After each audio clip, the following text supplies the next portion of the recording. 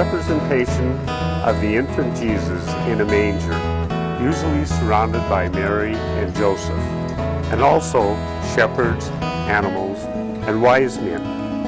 The creche has been displayed at Christmas in churches since the 13th century, when St. Francis of Assisi instituted the custom.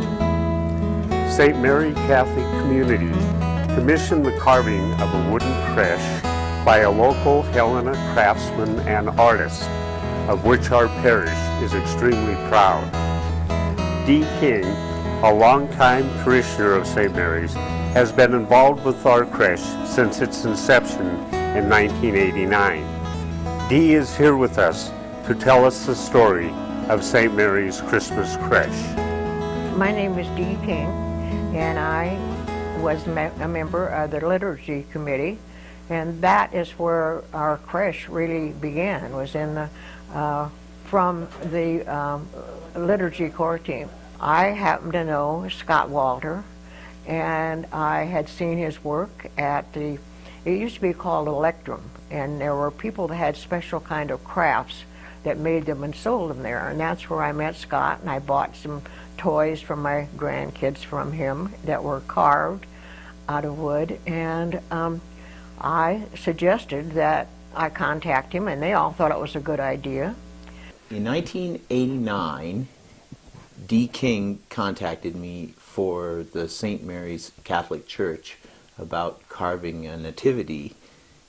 They had decided they were ready for a new nativity, and I had just recently been to Germany and decided that I was excited about figure carving. I was fairly young, but in 87 I had seen a variety of carvings in Germany by Tilman Rimmenschneider and Wiet Stoss, and so I wasn't sure I could do it, but I asked Dee if I could carve a figure just as a demonstration piece and see if they would approve it. And so I started off to carve Joseph out of a block roughly 8 by 6 by 24 inches tall. The wood had come to me at a recent time, recently before that request for the pieces. I had bought it at an auction at the Anselmo mine yard at the carpenter shop there in Butte, and some of it actually had the year 1916 written on it. It had been sitting in storage for all those years. But this is a piece of it. It's yellow poplar. It's fairly dense, but it's really evenly grained, and actually it's just a very sweet carving wood. Before I actually started carving the pieces, I would draw them on the blocks, and these are some outlined pieces that I had left over from some of the figures. Draw them on the blocks and saw them on the bandsaw to give me a basic block. It's called wasting the carving down, but it makes the time involved in carving much less. So I sawed them in the profile that was the most useful to me first, and then I would redraw on the block the other way and saw as much as I could that way. So then I ended up with a rough figure, and then just began to cut away the corners and round the blocks. He did some research, so before he came to our meeting to present this Joseph, he had done some research, and so he said that he could do the 3 pieces and have them finished by Christmas. He told Ed it would be $1,000 for the 3 pieces. So Ed was kind of concerned as to how maybe we were going to pay for this. So I asked for his permission to see if I could collect the money.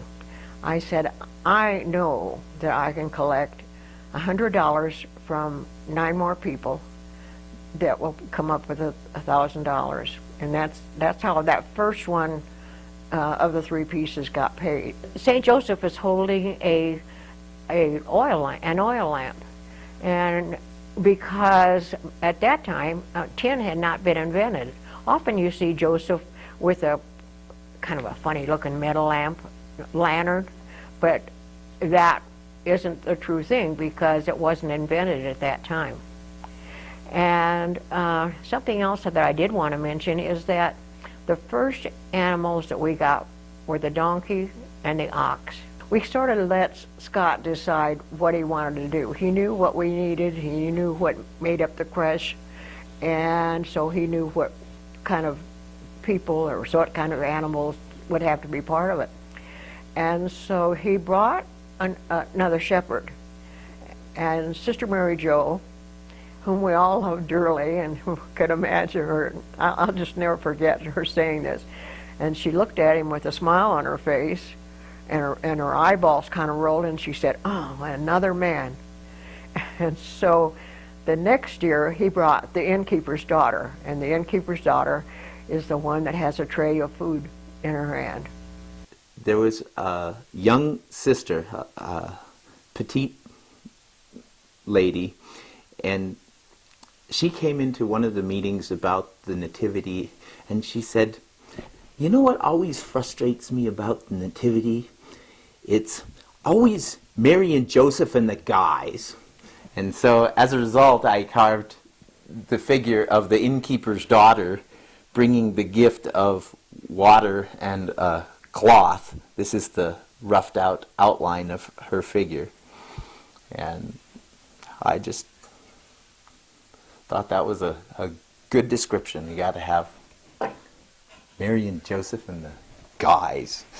From then on, he just brought different pieces and more pieces, and we have the crippled shepherd, we have the astrologers, or they're also called at that time astrologers and astronomers, because they did both. They followed the star because they were stargazers.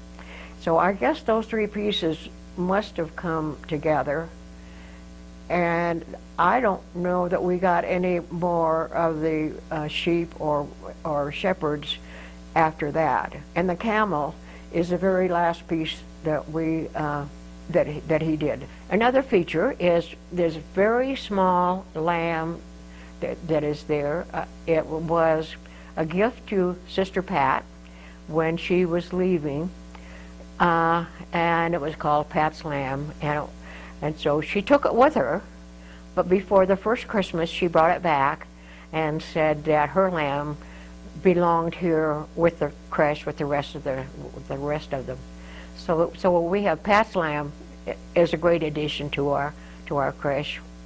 And one of the other unusual shepherds that we have is the crippled shepherd. He has one leg out, and you can see that he is crippled, and he's dressed a little differently than some of the other shepherds. You can still see a few of my lines perhaps here. The outline of the figure in one direction, usually the most complex direction. And then I would saw that block out with the bandsaw, which is the perimeter that you see here. And after I had sawn the block in that direction, I would turn it 90 degrees and cut as best I could the form of the figure in the other direction, which gave me basically a square, rectilinear cross-section of the figure. And then it involved a lot of wasting of material on the edges and corners. And even some of that I was able to do on the bandsaw. I would take a piece like this and balance it and bevel the part to remove some of the material to get the form. On the figure of the crippled man, I had decided that he would wear a tunic. And you can see the corner of the tunic here and then where it comes across his arm. And in the process of carving that, what I had to do was separate that line. So I would make a deep cut along that line.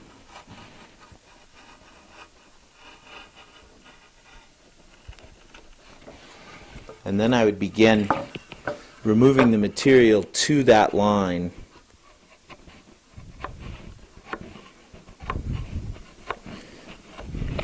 And where the figure was more radiused or cut away, I would relatively rapidly remove that material by basically chipping away and recutting repeatedly. Now this is a place where in more classical European carving they would use a mallet and they would drive that chisel deeply in there. But I guess I was also a little timid and I tended to work my way gradually into the form that I was looking for.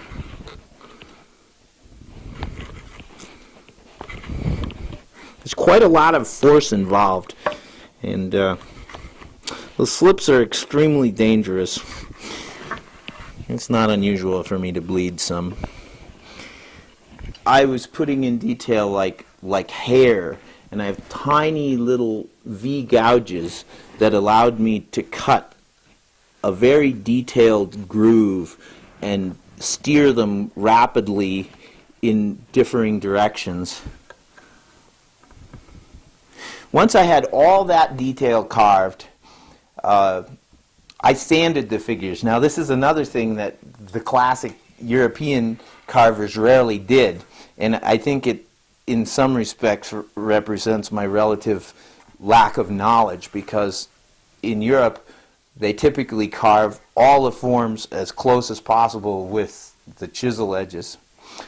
I had a tradition of sanding my toy work already, and I actually kind of like that polish kind of finish, and so I would sand the work extensively using various grades of sandpaper, and my thumb the paper formed around my thumb, and then I found that the yellow poplar actually had a little bit of a fuzziness to it, and so I would sand the figures, and then I would oil them with the finish that I would use, and then I would resand them with the oil on, because I could build up a hardness, a polish on the surface that way. So some of them were sanded and oiled multiple times. I even borrowed the pieces back years later and added additional sandings. It seems like figurative work is really quite oriented toward speed at the start and a slowing down process. I also tended to find it was a little difficult to decide when you were done.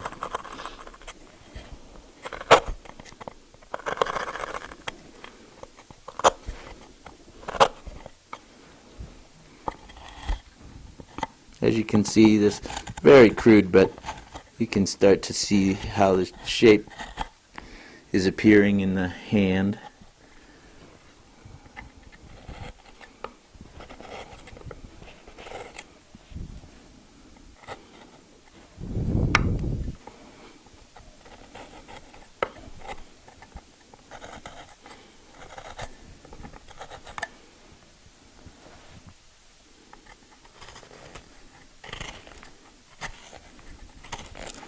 And bringing the wrist into the hand, you start to separate that volume again.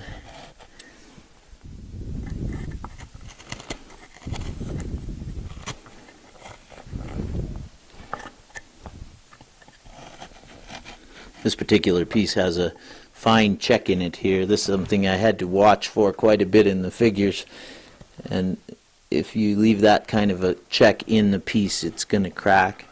That's part of the reason this particular piece has been cut off the side of the block that the figure was made from. Most of the figures in the Nativity are carved from a single piece of wood. There's a few exceptions, but only because the volume of the ox and the camel were particularly large. There was just no way to get that scale of material in one piece. It took a lot of time to get down to where I could start carving the features and the details that I wanted to do. Then was the fun part.